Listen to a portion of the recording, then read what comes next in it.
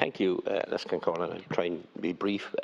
But what I can't understand here, Minister, is that there was over, I stand to be corrected, I thought around 200 amendments plus in the climate action bill is just going through the Dáil, and no amendment was accepted. And then the government voted for this, and they were jumping for joy that they had passed this in the Dáil. Even in my own constituency, they were telling everybody it is a fabulous climate action bill. And now we have amendments. So there's a problem already, is there, within government parties?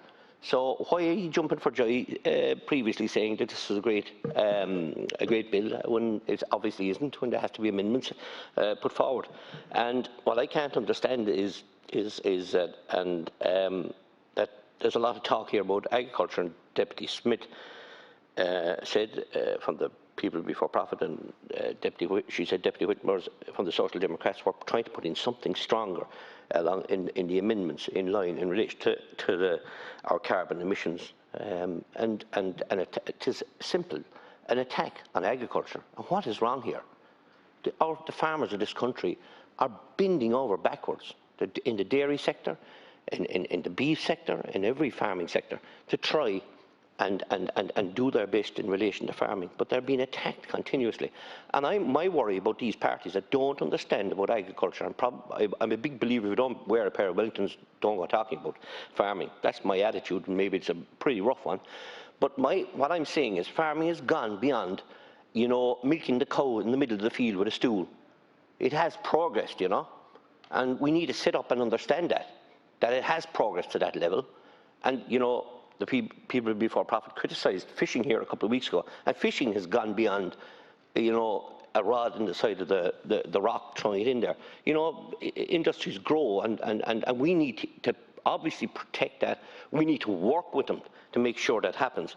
But please remember that, because we can't attack these sectors continuously. And the bill, the way it stood, green experts, and they might call themselves advisory for climate action, whatever, but they are green experts anyhow, and they have said that to meet the targets that you set would mean that there have to be a 51% cull in cattle in this country by 2030. Now, I've been told that I've been outlandish and talking away with the fairies, but that's what's happening to in relation to places like New Zealand, and apparently now there's a 15% cut in cattle in cattle in New Zealand. So, like other countries that were in the same mindset as I hear a lot of government TDs stating that there isn't an issue and it's not going to lead to a cull in cattle or whatever, and politicians that don't farm or don't understand farming, they think they do, but they live in the city, so it's very hard to understand. I wouldn't dare come up and dictate people how the city works. I certainly would talk about how rural Ireland works. As I'm a farmer myself, and I'm proud to be a farmer. But I certainly understand my neighbours who farm efficiently, who farm top-class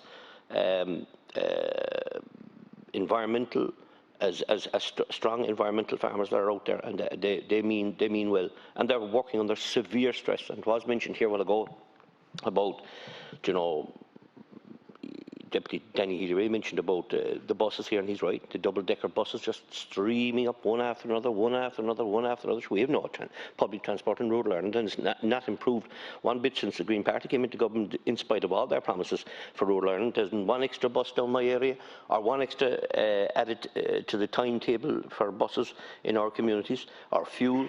I'm meeting businesses that are in dire trouble, absolute dire trouble, because of your carbon tax. Fuel has gone in West Cork, gone from 1.17 for a litre of diesel to 1.45 in less than 12 months. I have businesses ringing me, telling me they're going to let off staff. They can't afford to continue.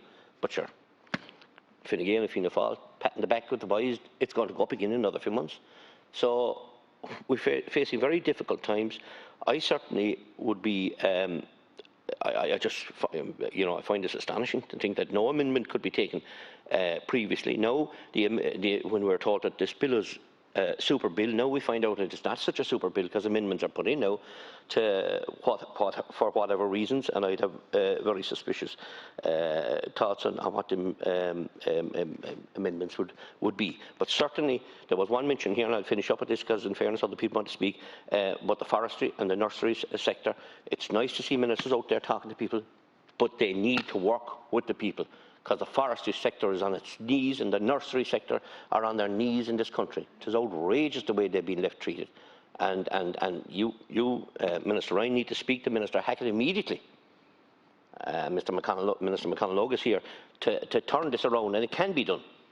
But there's a shameful act to see what's going on to destroy these people's livelihoods out there. They've been protesting here all week. Thank you.